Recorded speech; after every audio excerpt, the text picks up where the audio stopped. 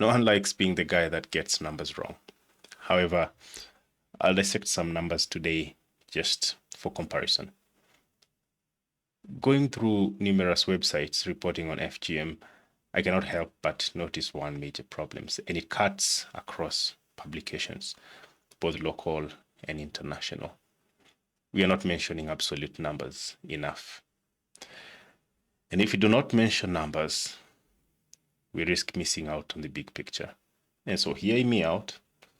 Percentage to me has always been the go-to indicator for action in the End FGM campaign. When I first got involved in the campaign, the End FGM campaign, I memorized Kenya's 2014 DHS statistics by ethnic groups. Everyone seems to know these numbers by heart.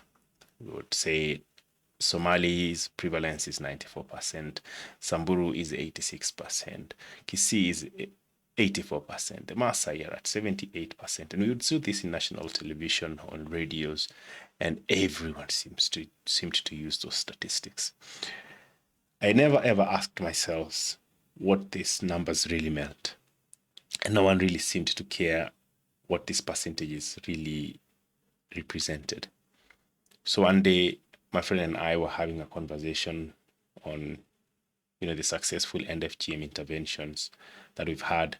And then out of the blues, he said, do you know that Nigeria has more FGM survivors than the total number of people that voted in our last general election? I come from Kenya. Now, that was a serious claim, and I had to confirm. And I was surprised. Nigeria has 20 million survivors, which is more than the total number of people who voted in the last Kenyan general election. But when you look at the percentage prevalence, the hierarchy itself, things look different. So when you look at the scale, Nigeria is just above Kenya on the FGM percentage scale. It has a prevalence of 19.5%. But that 19.5% represents 20 million survivors. While Kenya at the same time, just below Nigeria, is at 14.8%. But this 14.8% represents 4 million survivors. Then this hit me.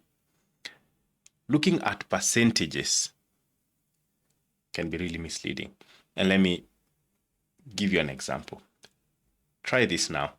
Go to your search bar and type number of FGM survivors in whatever country. So maybe number of FGM survivors in Kenya. The most probable result you'd get is going to be a percentage.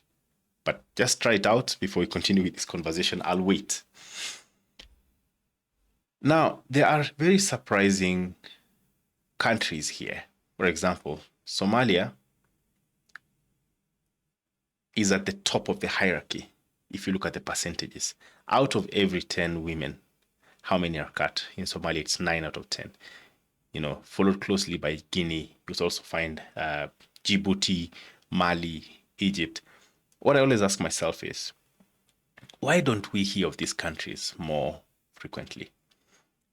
We have countries like Iraq, Togo, Ghana, Niger, Cameroon, Uganda.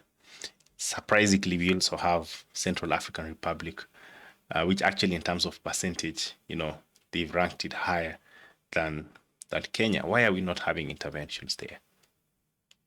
So I started digging a little bit deeper into this entire issue, and I went down the rabbit hole. I spent hours looking, and I did some mathematics. Though I said I don't like maths, I found myself doing this. The number of FGM survivors in Nigeria is more than the entire population of Somalia. Let's just let that one sink. The number of FGM survivors in Nigeria is more than 30 times the number of survivors in Djibouti.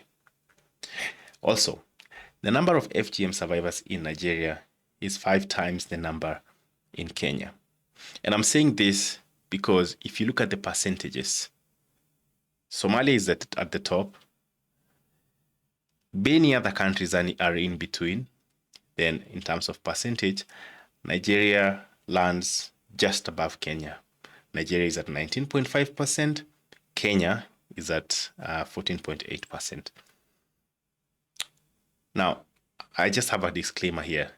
And to be clear, I'm not downplaying the severity or the seriousness of FGM in any other country, or also overstating the population of survivors in Nigeria.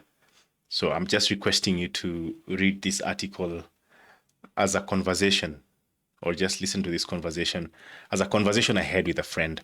So no matter where it happens, just FGM is FGM. It's not justifiable, and no girls or women, should go through that practice. Now, for those who may not be familiar with the term prevalence, the closest synonym I can find is commonness. In the context of FGM, prevalence refers to how widespread FGM is as an issue among women and girls. And it's measured spreading across a percentage of a total population. So this could be, how many women are cut in the country, how many girls are, at risk according to ethnic group, according to a specific region. So that's what describes the prevalence. How common is FGM in that data set? So beyond FGM, how can you improve storytelling on FGM, basically? And I think the first thing is to really appreciate and recognize the power of absolute numbers. Percentages are useful, I have to say, but percentage doesn't always tell the full story. So please include absolute numbers. And here I'm talking to journalists, activists, decision makers, funders as well. Let's put them together. We have the percentage, which shows, out of the entire population, how many survivors do we have, how many are at risk as well. And then on the same, please also place the absolute numbers, because then that also, differentiates how much interventions we can invest in there. So instead of saying Nigeria has a 19.5% prevalence, say Nigeria has a 19.5% prevalence, which represents 20 million survivors. You could also add, a comparison and say more than the entire population of Somalia, or whichever other country that your audience could understand. That relation really helps because it puts it into context. So we might not place any significance to a percentage, and we often look at which is the highest prevalent area, forgetting that there are other lower prevalent areas, but with large numbers, because they are also representing larger populations, like in the case of Nigeria. For example, the number of FGM survivors in Nigeria is greater than the number of people who voted in last year's Kenyan general election. And that paints a picture, of how many people really 14.4 million in comparison to 20 million is.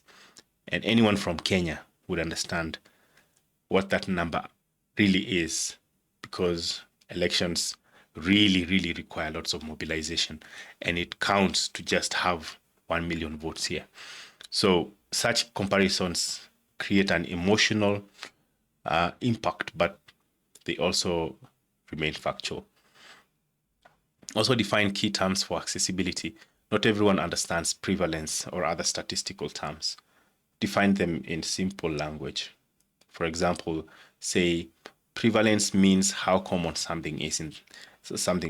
In the case of FGM, it refers to the percentage of women in a given population who've undergone the practice. Also, it's important to verify numbers from credible sources. Before publishing, always fact check and use credible resources. For example, the demographic and health surveys. These are common and spread across the countries, and I think most of us really refer to these statistics when comparing FGM within regions, but as well as looking at it globally, because it cuts across, so it's standardized. But you could also look at what does UNICEF say? What does the World Health Organization say?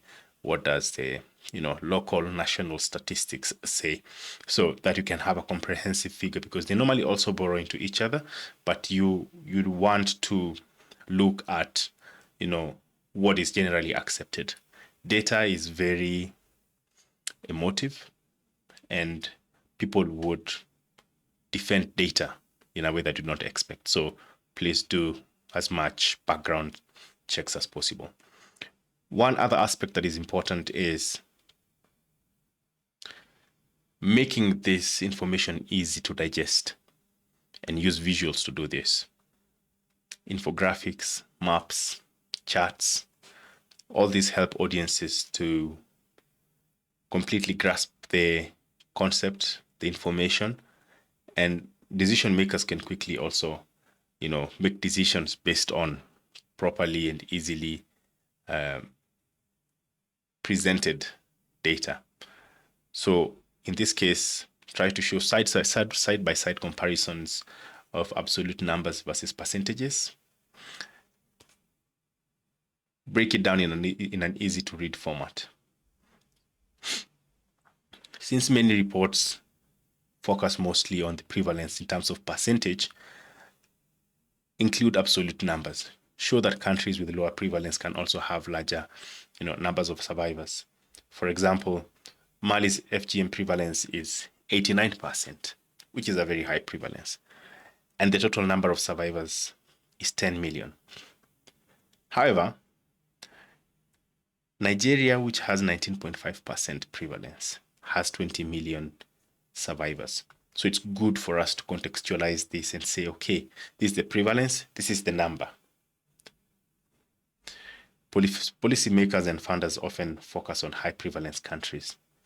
But if you report also with absolute numbers, this can help distribute the focus to also places that, have higher numbers, but look like they have less numbers because it's compared to a larger population. We also need to capacity build journalists. Since many journalists are uncomfortable with numbers, organizations need to provide training on how to interpret and fact-check data, present statistics in a compelling and also accessible way, and also, help them avoid common pitfalls while reporting. And let's normalize this conversation, because sometimes we don't want to touch the numbers. We say this community has this amount, this percentage. But we've also seen how blurred these lines can be, especially if it's a minority, ethnic community that has a very, very high prevalence, but the data that is consumed or that is produced, covers the region, which has, non-practicing communities. For example, here in Kenya, we have the Kuria community, which makes it to the headlines, most of the cutting seasons. It's a small community that is found among the Luo, mostly the Luo community. And, the Luo community doesn't cut, and they're the majority, but the statistics are gathered also including the Luo community. So we should really, really be cautious on how we gather this data and also how we present this data, because we often overlook such communities because on the map it looks like the prevalence is really small, but by the end of the day you realize that there's a very small section of the community whose prevalence is very high and it's not factored in. Thank you very much. So this is the Keepcast. We've been discussing, matters doing with statistics as we bring this to a close.